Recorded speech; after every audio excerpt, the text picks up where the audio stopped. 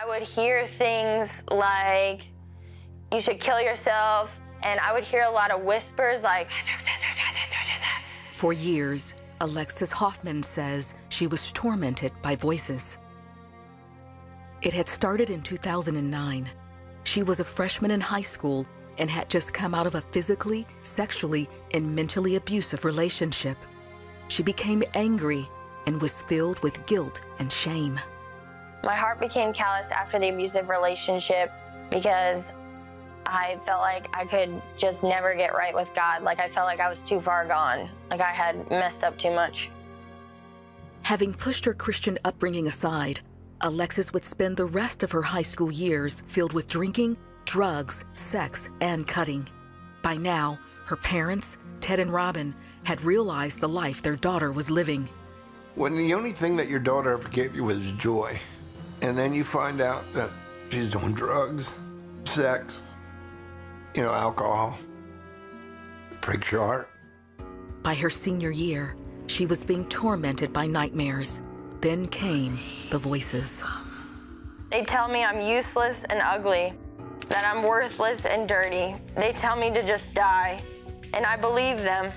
I remember having this obsession with like stabbing. I would sneak out into the kitchen and I would start taking one knife at a time and bringing it into my room. One day, her mom found a stash of knives and suicide notes. Immediately, she took her daughter to the ER, and Alexis was admitted to a psychiatric hospital. I am just talking to God and saying, Lord, you said, and your word says that she is yours, and you will not let her anything happen to her. And I know that your word is true, and I believe you. Over the next 4 years, Alexis would be in and out of 20 different psych wards, diagnosed with bipolar and schizophrenia, among others. Even being heavily medicated didn't quiet the voices or ease her torment. My life was a living hell, and not only my life, but my family's. There's no joy, just empty, just not knowing what was going to happen, and me not knowing either how to help her. When you looked into her eyes, there was an absolute dead stare, always. And she never, ever had that. She always had the most beautiful smile, and her eyes were always sparkling. And it wasn't my little girl. Now unable to hold down a job and on disability, Alexis was prone to violent fits of rage.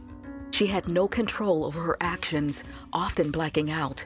When Alexis got mad, whew, it was not pretty. It was scary. I had even said to my husband, we should get locks on the bedroom door. One time, she woke up in a pool of blood after cutting herself 40 times. And I would be so ashamed, like, what did I just do? Like, that's not me. Why did I do that? That is not how I act. Like, I don't know why I keep doing this. Who is that? Exhausted, Alexis told her family she was going to kill herself. I've got these voices telling me what to do. I'm seeing things, and I said, I'm just tired. I'm so tired. I'm at war with myself, and I can't do it anymore. Robin and I were preparing ourselves for her to kill herself. And you talk about that's tough, when you have to prepare yourself.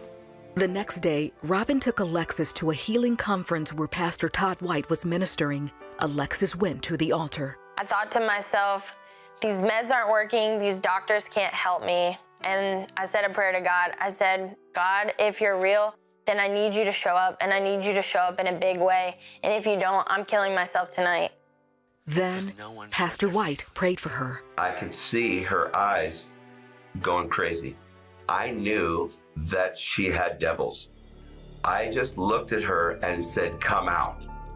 And she fell to the floor screaming. I remember my mouth just opening so wide, and these screams of horror were coming out. Screams, hissing, growling. I just felt stuff come out of my body, like I could physically feel things leave.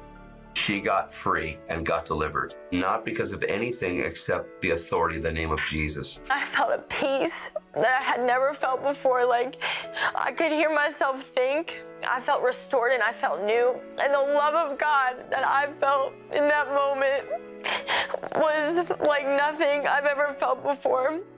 Alexis rededicated her life to God and asked for forgiveness of her sins.